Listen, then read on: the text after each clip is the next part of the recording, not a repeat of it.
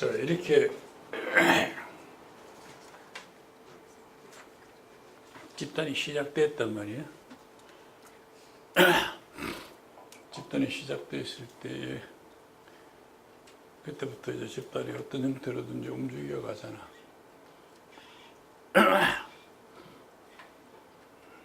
내가 그 일생을 통해서 집단에서 제일 그 소중한 경험을 해본 게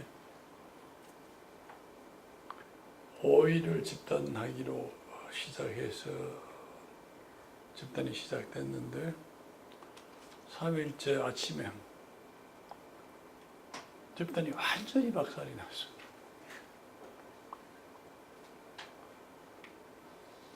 그래가지고 참가한 사람끼리 서로 잘 가라 인사도 없이 각자 집앞다리 사들고 다 떠나버렸어. 그렇게 박살이 나는 집단 체험도 해본 적이 있어. 그때 내가 이제 촉진자로 들어간 게 아니고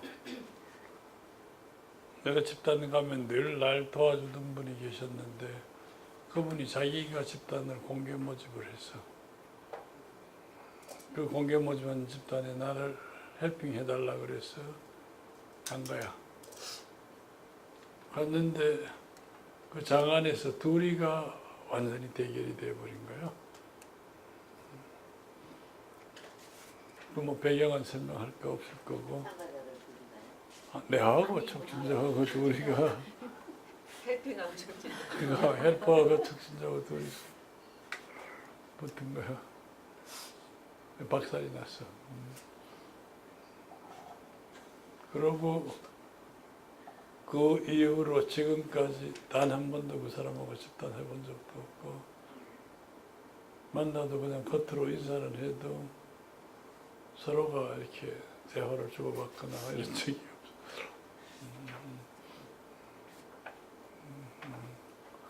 그렇게 이렇게 그러니까 집단이 긍정적인 영향을 미칠 때에 많은 사람들이 성장을 하고 집단 능력이 강화되고 집단 자체가 성숙하고 이런 체험도 있는가 하면은 부정적인 영향을 미쳤을 때 정말로 그 영향도 긍정적인 영향만큼 크더라 하는 체험을 내가 그때 경험이 없었으면은 못했었을 거예요. 둘이가 서로가 이렇게 강요하는 서로가 자기 고집을 했는 지금 생각해도 또다시 그런 장면이 나오면 나는 같은 행동을 할 것 같아.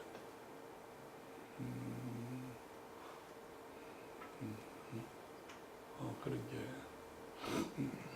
아마 그분도 하여튼 그 체험을 바탕으로 자기가 조금 더 이렇게 반성하거나 뭐 달라지거나 없이 계속 자기 태도를 일관성 있게 유지하고 계시고 나도 똑같이 유지하고 계시고 그래서 이게 영원히 만날 수 없는 사람이구나 하는 체험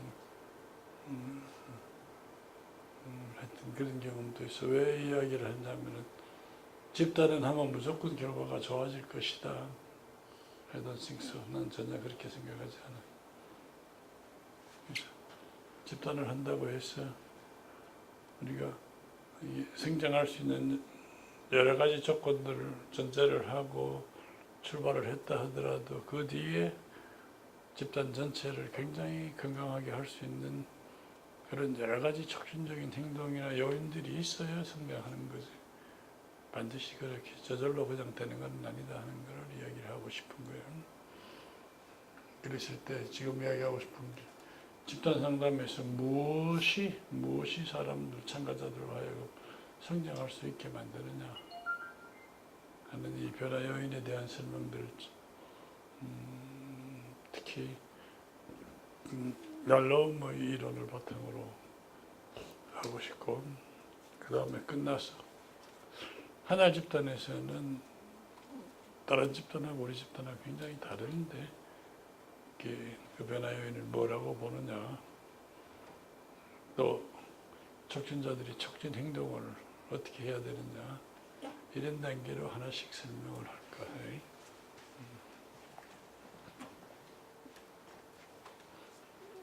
우선 그 집단 상담의 변화 요인이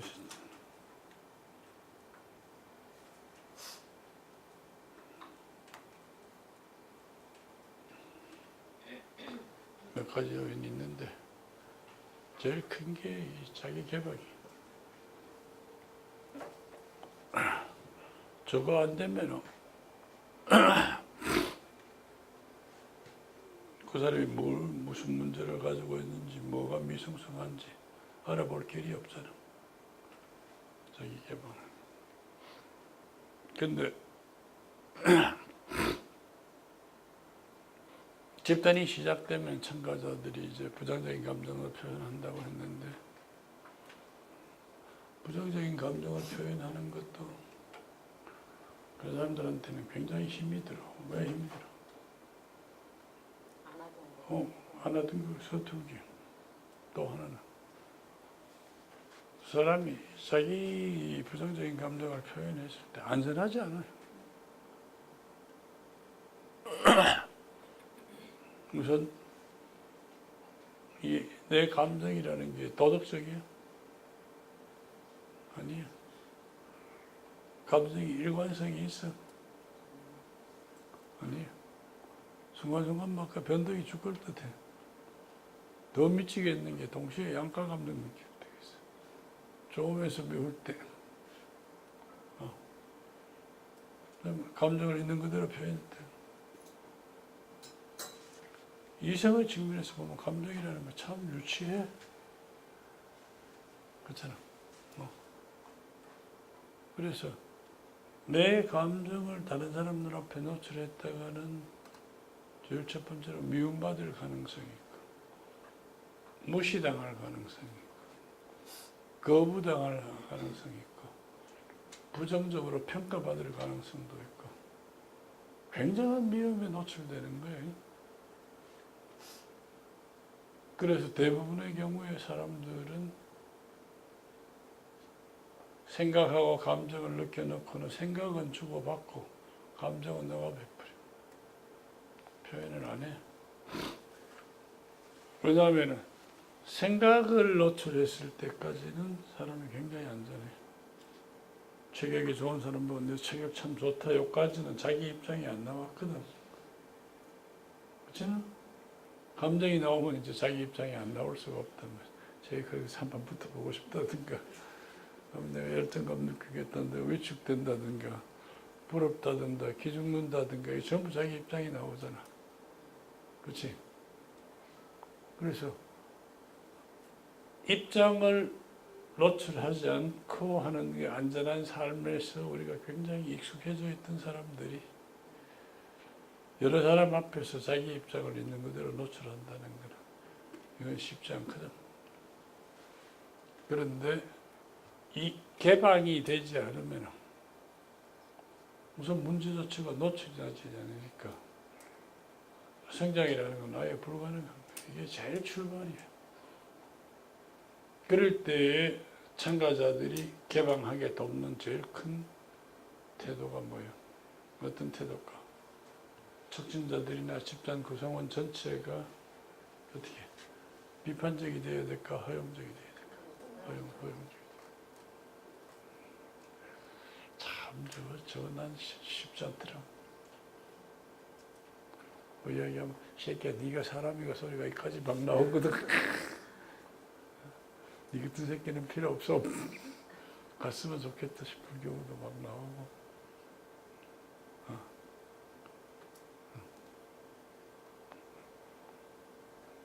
그걸 넘어서야 돼.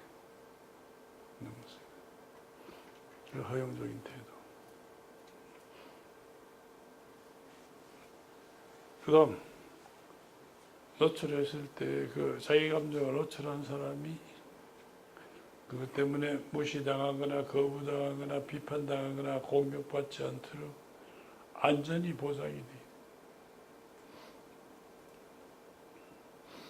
제일 중요한 거는 그런 감정을 표현했는 게 잘했다 못했다가 아니고 네가 이런 입장에서 이럴 수밖에 없었겠구나 이해받고 수용받을 수 있는 자세가 태도가 돼야 되거든.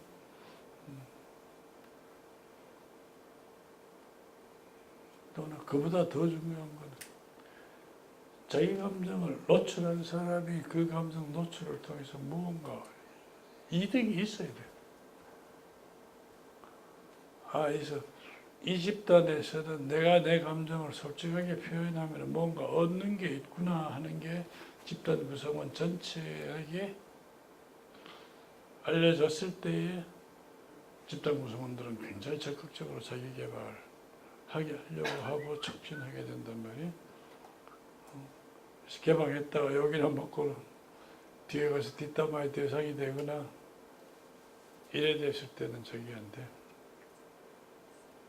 그래서 촉진자가 집단이 시작되고 이렇게 부정적인 감정을 표현해도 허용될 수 있는 거, 안전할 수 있는 게 제일 필요한 분위기. 내 개인적인 생각으로는 나는 그 집단에 들어가서 촉진자로서 참가자들한테 이렇게 부정적인 피드백을 굉장히 많이 받아본 경험이 있거든. 왜냐하면 내가 30대 초반에 50대의 대기업체 사장님들, 회장님들 이런 분들 모시고 집단을 하다가 보니까 이분들 눈에 내가 그렇게 존경스러운 어른이거나 조심스러운 대상이 아니잖아. 그래서 적어도 1대1로 마구 피드백할 수 있는 이런 여지는 그분들한테 충분히 있었는 거예요. 그래서 자기들이 부정적인 감정이 나오면 정면으로 내한테 바로 공격하는 이런 경우를 나는 굉장히 많이 경험을 했었어. 그래서 비교적 다른 교수님들보다는 직접 이렇게 바로 대놓고 촉진자한테 공격하는 것을 받아들이는 데는 조금 내가 훈련이 된 사람이 아닌가 나는 그런 생각을 하는 거예요. 지난번에 한번 저녁에 요 앞에 서생크를 갔는데 한 녀석이 옛날에 선생님한테 제가 대들었을 때 그랬을 때 그때 선생님 어떻게 그렇게 참으셨어요? 그래서 네, 안 참았어. 그렇게 정말 안 참으셨어요. 왜 옆에 있는데 그때 선생님 표정 보니까 태어나고 안 참는 것 같지는 않았는데 니는 참는다고 생각했나? 그래 그렇다면 내 인내력이 대단하다고 봤겠네. 근데 안 참았어. 그럼 어떠셨어요? 그래 그때 네가 나한테 이렇게 바로 대놓고 지적을 하고 네가 표현하면 대들었다고 얘기를 했는데 그럴 때 나는 이 녀석 참 속 시원하게 이야기하는구나. 이제 저렇게 참았던 게 한꺼번에 큰 감정으로 나오니까 좀 쉽게 풀어지겠구나. 그 다음에 뻔하잖아. 또 풀어주고 나면 저는 또 날 보기가 사과하느라고 미안해서 이제 힘들 텐데 근데 네 아직도 그 기억을 하고 있는 거 보면 다 안 풀어진 모양이다. 풀어 괜찮아. 우리가 그런 거 하자고 집단한 거예요. 이제 그렇게 이야기할 때 내가 감정을 참았거나 속이거나 하는 거 없거든. 편한 마음. 그래서 A가 B한테 격한 감정이 표현된다 하더라도 A가 참 편해지겠구나 하는 생각이 더 크지. 그리고 그때 혹시 B가 상처받고 있지는 않나 걔 감정을 내가 돌보는 건 하지만 저건 저라면 안 되는데 하는 생각은 그거 하자고 그 다음에 집단 촉진자들 중에는 집단 내에서 서로가 부정적인 감정을 표현 못하도록 막는 촉진자도 있어요. 그런 관점에 대해서 나는 어떤 생각이냐 하면은 내가 다른 사람한테 부정적인 감정을 표현도 해보기도 하고 받아보기도 해야 사회에 나가서 내한테 부정적인 감정을 표현하는 사람한테 받아보기도 하고 내가 또 표현하는 것도 훈련된 굉장히 중요한 게 하나의 훈련 과제인데 그 기회를 앗아갑니다. 그거는 캡슐 이펙트밖에 안 나온다. 그래가지고 그거 못하게 해서 이 상황에서 친밀하고 화기애애한 분위기가 건설된다 해도 요 캡슐 밖에만 집단 밖에만 나가면 그건 금방 소용없는 거 아니냐. 깡통 따놓으면 바로 썩는 것처럼 그렇게 되는 거 아니냐. 그런 집단은 나는 만들고 싶지 않다. 나는 집단이라면 우리가 특수 상황을 만들기는 했어도 최대한 현실하고 가까운 그런 집단 행동들이 이루어지고 학습되어지면 좋겠다. 나는 그런 바람을 갖고 있어요. 오케이? 그래서 참가자들이 개방하기 시작하면은 긍정적이냐 부정적이냐 그걸 보는 게 아니고 그 사람들이 개방하고자 하는 그 용기, 개방하는 태도, 개방하는 내용, 개방한 감정, 난 굉장히 반갑게 맞이하고 있고 존중하고 있고 참가자들 속에도 그런 분위기가 되게 한다. 이게 제일 첫 번째고, 두 번째가 이 공감인데 집단에서 자기 감정을 표현한 사람들이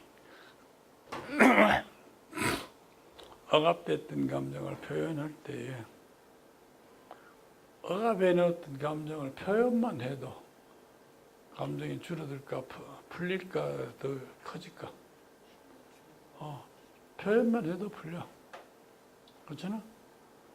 그런데 표현했을 때에 누가 한 사람이라도 자기 심정을 자기처럼만 알아서 공감만 해주면 이 풀리는 정도가 훨씬 더 커진단 말이에요. 근데 만약에 집단 구성원이 만약 20명이 있다. 20명이 똑 한 사람 같이 그 사람 심정을 그 사람처럼 완전히 알아줬다. 뭐 우리가 생각할 수 있는 가장 이상적인 그런 집단이겠지만은 그런 게 되어졌다면 이 사람은 표현한 감정을 거의 100%다 풀어지는. 되게 내가 개인 상담을 해서 1대1로 공감을 했을 때 받아주는 크기하고 20명이 있을 때 20명이 집단으로 다 받아주는 거하고 이건 엄청난 차이가 나. 참 신기한 게 집단에 한 50명이나 100명 정도 있는 집단에서 한 사람이 감정을 표현했을 때 다른 사람들이 거의 같이 공감만 받아주면 이 사람은 어떤 느낌을 가지고 있나 하면 온 세상 사람들이 다 내 심정을 날처럼 알아준다. 그런 착각을 하더라고. 근데 그게 자기 감정을 풀어내는데 엄청난 힘이 있는 거예요. 그래서 나는 우리가 이 네이버 집단을 선호하는 제일 큰 이유가 1대1로 있을 때 내가 이렇게 큰 감정 하나를 표현했을 때에 상대가 받아버리면 그 상대가 그 감정 때문에 굉장한 충격을 받잖아. 근데 100명이 앉아있으면 이게 100분의 1밖에 안 되는 거야. 그러면 이 사람들이 자기 감정을 표현하기도 굉장히 쉽고 표현한 감정이 풀어지는데 굉장히 효과적인 거예요. 그래서 내가 대규모 집단을 굉장히 선호해요. 유난히 우리 하나의 집단에서 대규모 집단을 하면서 지금까지 나는 모든 집단들을 다 테이핑해서 녹았던 자료를 다 가지고 있거든.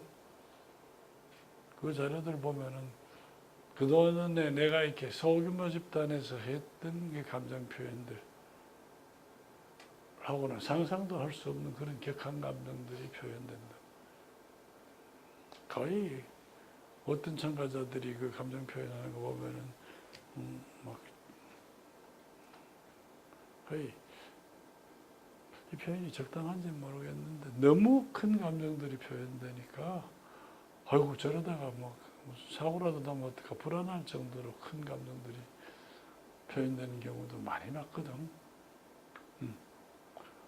그런데 그런 감정들이 표현되고 난 다음에 그 사람들 반응들을 보면 그것 때문에 그 사람이 충격을 받거나 자간에 있는 다른 사람이 충격받거나 없고 그 사람이 참 편안해지는 경험들을 현재까지는 그렇게 해왔거든. 이게 자기 개방의 힘이다. 또 공감의 힘이다 이렇게 믿는 거예요.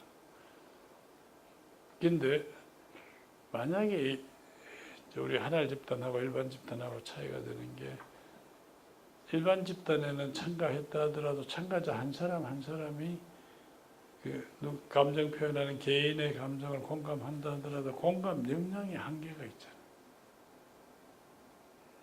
그렇잖아요? 내가 바오밥을 정말 정말 꼴 보기 싫다 했을 때 네가 얼마나 나를 보기 싫었으면 그렇게 하겠노. 말은 들리는데 기분은 하나도 안 풀어져서 그거는 공감의 요령의 문제가 아니고 공감 역량의 문제잖아. 그럴 때 바오밥이 아이고 너 정말 그럼 불편하게 짝이 없었겠구나. 한마디 한데 내가 속이 시원해졌다 하면 바오밥의 공감 역량이 큰 거거든.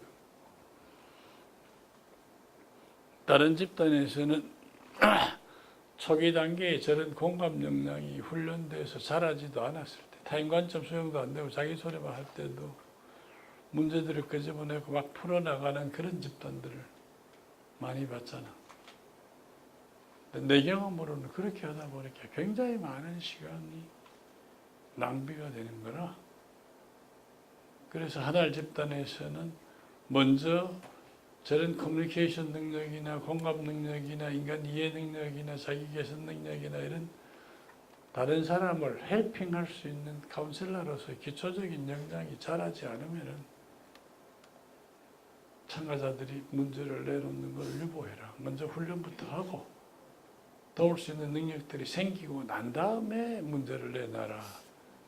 이게 이제 내가 하나 집단을 만들 때에 만든 기본적인 개념이야. 그렇지? 내가 쭉 그래 해왔잖아.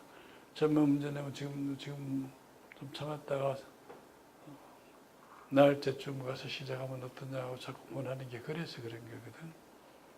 그래서 현재까지 내 경험으로는 집단 참가자들의 성숙에 도움되는 제일 좋은 조건들이 자기 개방, 그 다음에 공감 두 개가 제일 크단 말이야. 그 다음 세 번째로 이제 피드백인데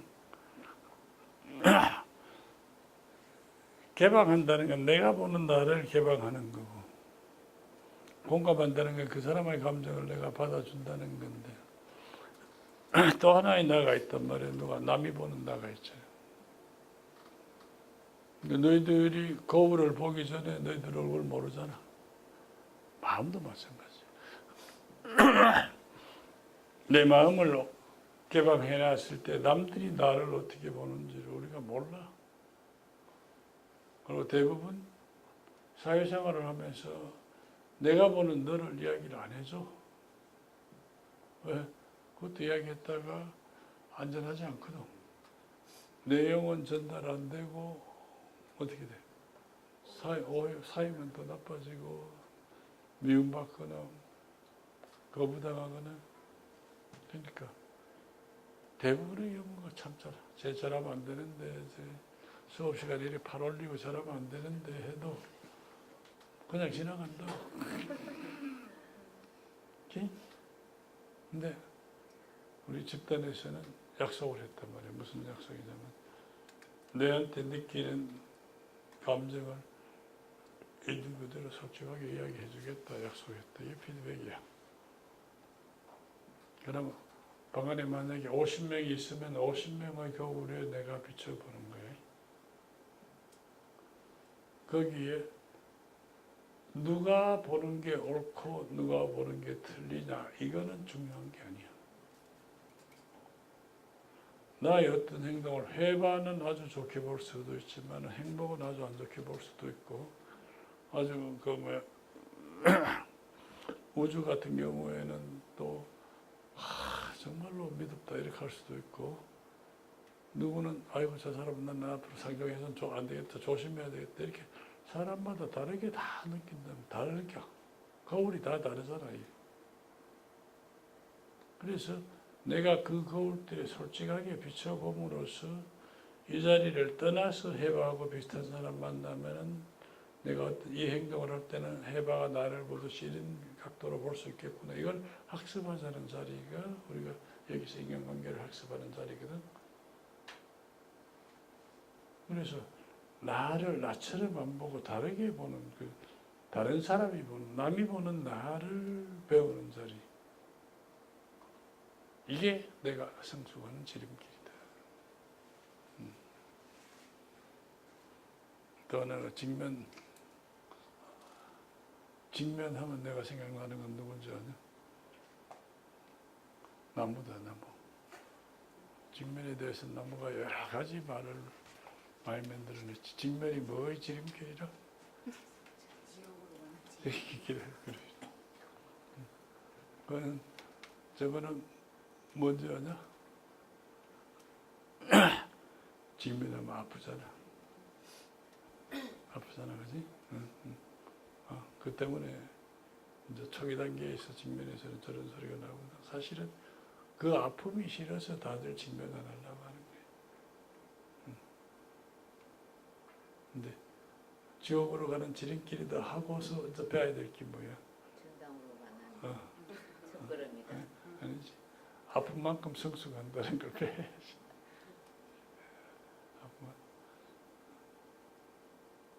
경험으로는 직면을 안 하면 피해가지고 하고 시간은 오래 걸려. 고생은 직사기 해. 결국 끝까지 가서는 할 고생 다 해야 돼. 그러고 넘어가야 돼. 피할 길이 없어요. 그래서 집단 내에서 성장했어요. 내가 생각하는 또 하나의 중요한 성장 조건이 상호 피드백하고 직면이에요. 그런데 촉진적에 많은 경험이 있고 훈련이 되면은 굉장히 그 보통 그 말하기 힘든 그런 내용의 이야기들도 아주 편하고 감정의 동요 크게 없이 그냥 직면시킬 수 있어요. 직면에서 상처 주거나 아픔을 줬다 하면은 사실은 그 직면하는 내용의 이 촉진자 자기 감정이 끼인 경우가 많아. 그래도 또 무심히 나오는데 무심코 직면할 수 있는, 직면시킬 수 있는 그 단계가 아마 지구상에 있는 모든 집단 촉진자들이 꿈꾸는 가장 이상적인 상태일 거예요.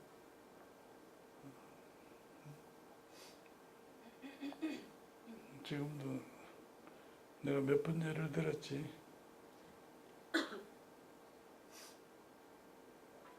옛날에 쌀라비 사건에 유명했던 박동선 씨 있잖아.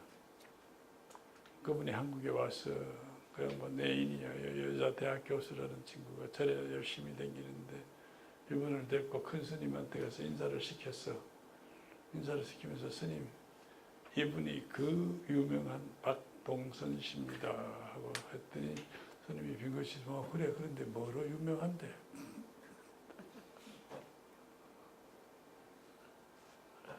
뭐 입이 딱 얼어붙잖아, 그지? 한마디에 나도 그런 직면 한번 해봤지만 그런 직면 아무 의미 없어, 아무 마음이 없어. 그만한 거 하나도 없거든. 그걸 놓고 기자들이 스님이 뭐로 유명한지 알고 저 질문을 했을 것이다. 아니다, 진짜 스님이 그걸 알 택이 있나? 진짜 몰랐을 것이다. 뭐 이걸 가지고 또 기자들이 뒷담화를 치는 걸 보고 내가 웃으면서 아이고 그래 세상이 저런 사람들이 사는 데구나.